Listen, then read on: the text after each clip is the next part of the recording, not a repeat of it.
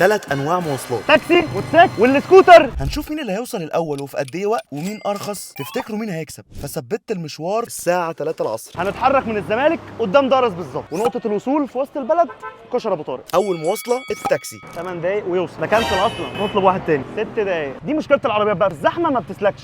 نشغل التكييف، الجو حر. وصلت في 17 دقيقه. نخش بقى على تاني مواصله الموتوسيكل. 5 دقايق والموتوسيكل يوصل ان شاء الله. نصيحه لكل اللي بيركبوا المواصله دي او اللي عايز يركب المواصله دي، لازم يكون معاك نضاره بالذات المشاوير الطويله عشان ما تدمعش. نخش بقى على اخر مواصله السكوتر. تقريبا ما فيش غير ابلكيشن واحد، رابت موبيليتي. واول خطوه ندور على اقرب سكوتر كده حواليا. فين لقيته؟ هنا شايفينه بالظبط، هو قدام دارز، يعني اقل من دقيقه حرفيا عديت الشارع وصلنا. رابط الفيزا بتاعتك في الابلكيشن كام؟ ده بقى حرفيا بيعدي من خرم ابره. بس انت حر نفسك، اقف تركن تمشي بتاعتك وبمزاجك. نطلع بقى ايه ناكل ايه كشري. خلص يا باشا مشوارك الجميل وتركن في اي عمود في الجرين زون اللي هي متحدده. الميزه بقى في السكوتر ان انت ممكن تركنه في اي حته، عشان ده اعجاز علمي اصلا لو لقيت ركنه هناك. وصلنا للهدف.